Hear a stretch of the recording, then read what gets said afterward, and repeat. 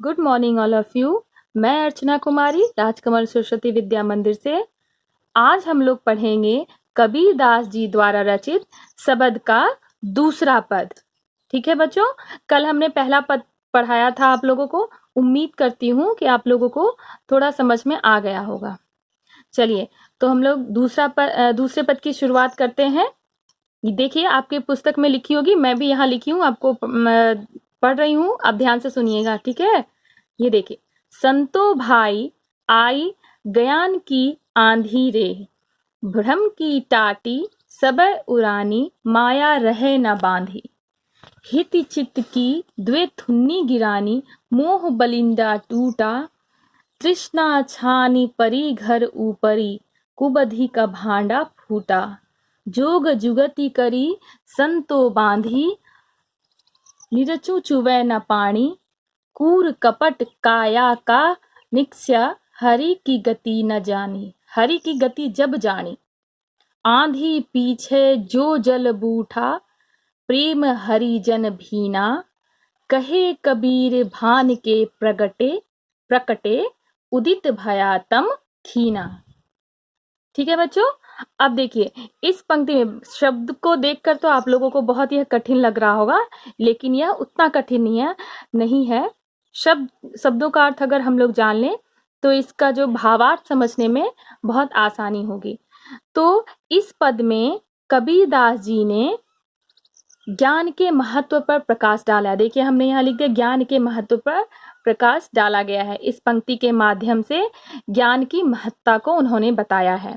तो चलिए, पहले हम लोग शब्दों का अर्थ जानते हैं। देखिए, टाटी का मतलब छप्पड़। ठीक है।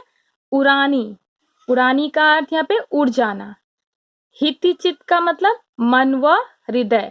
द्वे मतलब दोनों।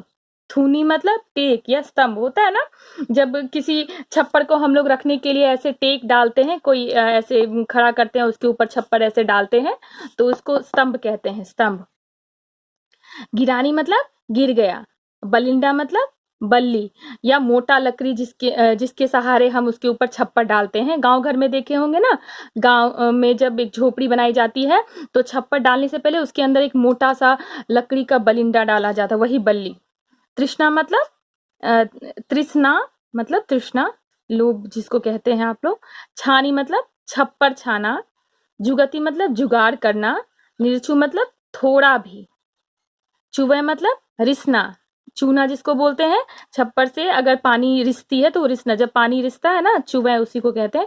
पानी का अर्थ यहाँ पर पानी है। काया मतलब शरीर, आप सभी जानते हैं। निकस्या का मतलब होता है निकाला। जानी का मतलब होता है जाना। भीना का भींग जाना। भान मतलब भानु, पढ़ते हैं ना आप लोग, सूर्य, उसका पर्याय है यहाँ पर, पर्यायवाची है। तम मतलब अंधकार, यह भी इसका पर्याय है। खीना मतलब क्षीण होना, मतलब कम होना। चलिए, अब हम लोग इसका भावार्थ जानेंगे। ठीक है बच्चों, देखिए, पहले ही हमने कहा यहाँ पर कबीरदास जी ने ज्ञान के महत्व पर प्रकाश डाला है। देखिए, यहाँ पर है संतो भाई आई ज्ञान की आंधी रे। ज्ञान की आंधी कभी आई है? नहीं, कभी नहीं। ऐसे ही आप एक बात सोचिए कि जब प्रकृति में आंधी आती है, जब ऐसे भी हम लोग घर में बैठे रहते हैं, अचानक से आंधी आती है तो क्या होता है? जो कमजोर घर होता है, उस छप्पड़ होता है, उसके ऊपर की जो टाट लगी होती है वो सब उड़ने लगता है, हिलने डुलने लगता है। अंदर के जो हल्के बर्तन होते हैं वो डगमगाने लगते हैं, गिर जाते हैं। तो यहाँ पर आंधी के माध्यम से यहाँ पर ज्ञान को आना बताया गया। जिस प्रकार आंधी आती है तो कैसे प्रकृति में एक अलग सा बदलाव हो जाता है, सब कुछ गिरने लगता है, बहुत कुछ छप्पर से उड़कर दूसरी तरफ चला जाता है। उसी प्रकार यहाँ पे ज्ञान का आगमन, जब मनुष्य को सच्चे ज्ञान की प्राप्ति होती है तो उसके अंदर की आध्यात्मिक, मानसिक और जीवन की जो मूल्य होती है या जीवन मूल्यों से संबंधित जो उनके अंदर बुराइयां होती है, वो सभी जो है वो नष्ट हो जाती है। तो यहाँ पर आंधी का मतलब होता है ज्ञान की आंधी। तो कहते हैं संतों मतलब सज्जनों को बोल रहे हैं, साधु लोगों को, सज्जन लोग जो अच्छे लोग होते हैं। संतो भाई आई ज्ञान की आंधी रे। कबीरदास जी कहते हैं, हे सज्जन व्यक्ति, आज ज्ञान की आंधी आई है, मतलब देखिए ज्ञान की आंधी आ गई है, उनको ज्ञान की प्राप्ति हुई है। उसीलिए वो बता रहे हैं कि जब उनके अंदर ज्ञान की प्राप्ति हुई या जब उन्होंने ज्ञान को प्राप्त किया तो उनके अंदर क्या बदलाव आया। भ्रम की टाटी सबे उड़ानी, जैसे ज्ञान की आंधी आई, क्या हुआ, भ्रम रूपी टाटी, मतलब माया मोह रूपी जो उनके अंदर जो एक छप्पर पड़ा हुआ था शरीर के अंदर, मन में, भ्रम की टाटी सबे उड़ानी माया रहे न। माया मतलब यहाँ पे रस्सी, यहाँ पे मैंने नीचे लिखा भी, इस पद में माया के दो अर्थ हैं, मोह माया तथा रस्सी। तो मोह माया रूपी रस्सी जो है उस टाटी को बहुत जोरों से बांध के रखी थी हमारे मन में। जो मोह माया संबंधी भ्रम रूपी टाटी जो माया रूपी रस्सी से बंधी हुई थी, वह सब जो है खुल के उड़ गया। कहने का मतलब जब ज्ञान आया तो हमारे मन की जितनी भी माया संबंधी भ्रम थी वो सारी टूट चुकी थी। हित चित की द्वे थुन्नी गिरानी मोह बलिंदा टूटा।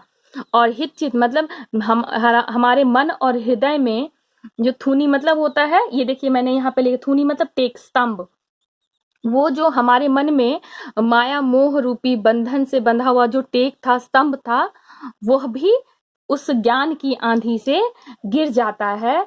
मोह बलिंदा टूटा, और हमारे अंदर जो मोह माया को एक स्थान दिए हुए थे, उसको टेक करके रखा गया, वो बलिंडा जो था, वो कह सकते हैं आप उसको मोह बंधन ही कह सकते हैं, जो हम लोग सांसारिक बंधनों में फंसे होते हैं।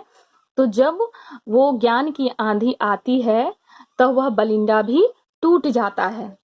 तृष्णा छानी परी घर ऊपरी, यहाँ पे घर मतलब शरीर, हमारा जो शरीर है, हमारे शरीर के ऊपर जो तृष्णा, लोभ, मोह माया और ये ऐसे जो है हमारे अंदर जो बुराइयां हैं, हमारे शरीर पर जो लगी ये सब बुराइयां हैं, घर मतलब शरीर, तो हमारे शरीर के ऊपर ये सारी जो बुराइयां हैं और हमारे अंदर जो कुबुद्धि, जो बुरी बुद्धि थी, उस सब का भांडा फूटना, मतलब वो रहस्य खुल गया।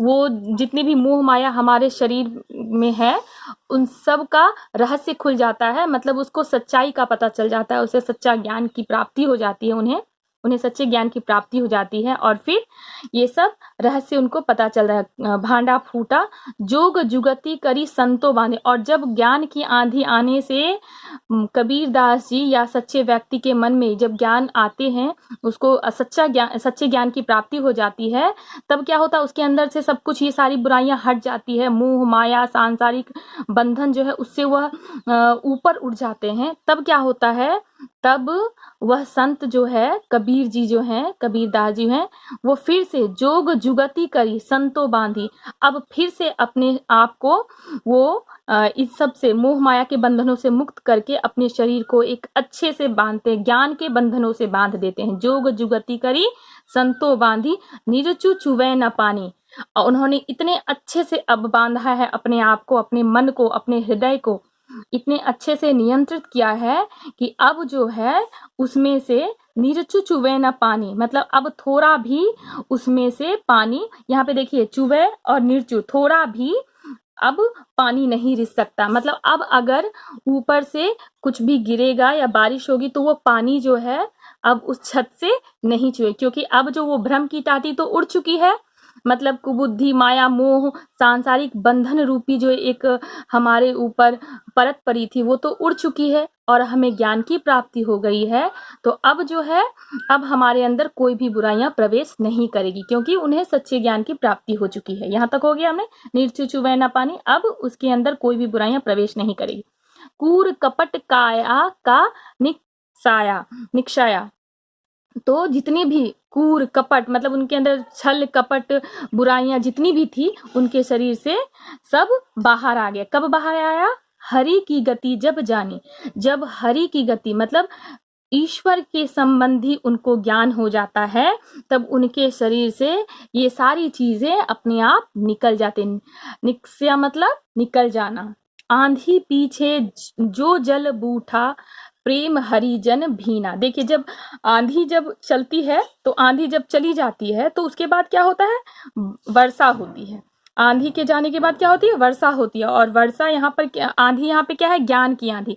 ज्ञान की आंधी जैसे ही थम गई, उसके बाद क्या हुआ? सच्चे ज्ञान की बारिश में हरिजन मतलब ईश्वर के भक्त जो हैं वह प्रेम से भींगे हुए हैं। कहने का मतलब उन्हें सच्चे ज्ञान की प्राप्ति अब हो चुकी है। कहे कबीर भान के प्रकटे।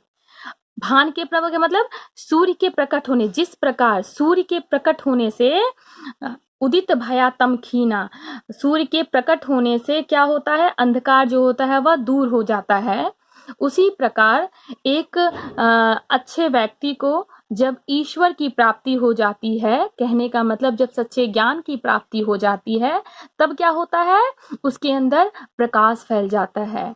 प्रकाश फैल जाना मतलब उनके अंदर ज्ञान आ जाना, सच्चे ज्ञान की प्राप्ति हो जाती है, तो वो एक प्रकार का प्रकाश होता है। उसके बाद आगे उनको प्रकाश ही प्रकाश, उनके अंदर मन की जो जितनी भी अंधकार होते हैं, वो बुराइयां होती है, वो सब दूर हो जाती है, खत्म हो जाती है। तो हो गया यहाँ तक। कहे कबीर भान के प्रकटे उदित भया। जिस प्रकार क्या होता है? सूर्य का प्रकाश जो होता है, सूर्य के उदय होने से अंधकार मिट जाती है, उसी प्रकार ज्ञान की प्राप्ति हो जाने से हमारे अंदर की अज्ञानता दूर हो जाती है। तो हो गया ये पूरे दूसरे पद का भावार्थ हमने आपको समझाया। जहां कहीं भी दिक्कत हो तो आप हमसे एक बार फोन करके फिर से पूछ सकते हैं। और ये देखिए नीचे हमने कुछ विशेषताएं लिख दी है, वो आपको इसको समझने में आसान होगा। ठीक है, आज के लिए इतना ही। धन्यवाद आप लोग को।